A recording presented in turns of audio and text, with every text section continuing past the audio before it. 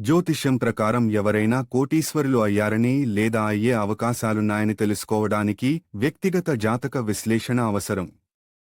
జాతకంలో సంపదను సూచించే కొన్ని గ్రహ స్థానాలు మరియు యోగాలు ఉంటాయి.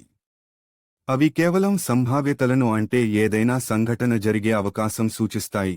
సరైన సమయం, సరైన నిర్ణయాలు మరియు నిరంతర కృషి కలగలిసి ఒక వ్యక్తి కోటీశ్వరుడు లేదా ధనవంతుడు కావడానికి దోహదం చేస్తాయి.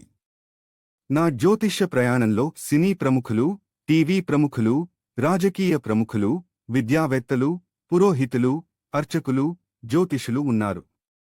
దేశ విదేశాలలో, అంటే అమెరికా, రష్యా, దుబాయ్, చివరకు చైనాలో కూడా ఉన్నారు. భారతీయులే కాకుండా విదేశీయులకు కూడా జ్యోతిష్యం చెప్పడం జరిగింది.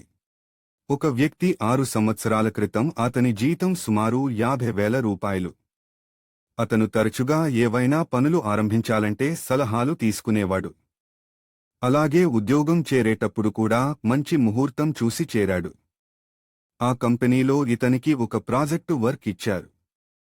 దానిని చేయడానికి ఒక ముహూర్తం అడిగాడు. దానిని ఇవ్వడం జరిగింది. ఆ ప్రాజెక్టు విజయవంతం కావడంతో అతనికి ప్రమోషన్ వచ్చింది. జీతం 80,000 రూపాయల వరకు పెరిగింది.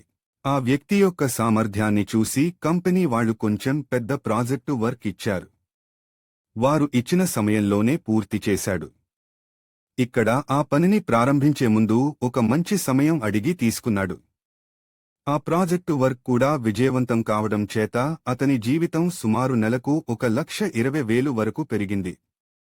ఈసారి పని ఒత్తిడి వల్ల ప్రాజెక్టు వరకు వచ్చినప్పుడు ముహూర్తం అడగలేదు. ఇప్పుడు మొదలైంది అసలు కథ.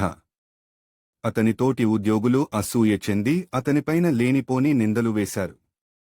ఎలాగంటే, తన తోటి ఉద్యోగులు చేసే పనిలో సహాయం చేయలేదని, మా దగ్గర నుంచి ఈ పని చేయించుకుని విజయం మాత్రం అతని ఖాతాలో వేసుకుంటున్నాడని వాళ్ల మేనేజర్కి తెలియజేసేవాళ్లు. మత పిచ్చి, కుల పిచ్చి, ప్రాంత పిచ్చి అక్కడ కూడా తొంగి చూసింది. తరచుగా మేనేజర్కి వెళ్లి అతను తమ కులపువాడు కాదని, తమ ప్రాంతం వాడు కాదని, వేరే రాష్ట్రం వాడని ఇలా ఏదేదో చెప్పి మేనేజర్ దగ్గర ఇతనిపైన దురాభిప్రాయం కలిగిన చేసేవారు. దానివల్ల ప్రాజెక్టు వర్క్ కూడా సరిగా జరగలేదు. ఎందుకనని ఆలోచించి నన్ను సంప్రదించాడు. ప్రాజెక్టు వర్క్ లో ఆటంకాలు వస్తున్నాయని తెలియజేశాడు. ఇంకేముంది, అసలు విషయం గుర్తుకొచ్చింది. చూడగా దానికి సరైన సమయం అంటే ముహూర్తం తీసుకోలేదు. ఆ సమయంలో అతని గ్రహగతి కూడా సరిలేదు. దానికి చేయాల్సినటువంటి పరిహారాలు చేసిన తర్వాత ఏమి చేయాలో ఆలోచన వచ్చింది. అదే మేనేజ్మెంట్ దగ్గరకు వెళ్లి తనకు జరుగుతున్నటువంటి ఆటంకాలను తెలియజేశాడు. దాంతో మేనేజ్మెంట్ ఇతనికి అవేవీ పట్టించుకోవద్దని, నీ పని సాగించమని తెలియజేసింది. ఆ భరోసాతో అతను ముందుకు దూసుకెళ్లాడు. మళ్లీ ప్రాజెక్టు వరకు విజయవంతమైంది. ఇంకేముంది, మళ్లీ జీతం పెరిగింది. ప్రమోషన్లు వచ్చాయి.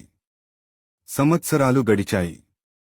నెలకు 50,000తో ఆరంభమైన అతని జీతం 80,000, నెలకు సుమండి 1,20,000, తర్వాత సంవత్సరం 1,50,000, 2 లక్షలు, మరుసటి సంవత్సరం 2,50,000.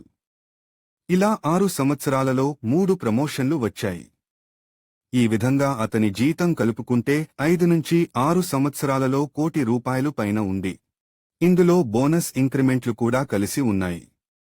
ఈ విధంగా ఒక వ్యక్తి జీవితంలో ముహూర్తం అనేది అతనిని ఎంత ఉన్నత స్థాయికి తీసుకెళ్లిందో మీరే ఊహించగలరు.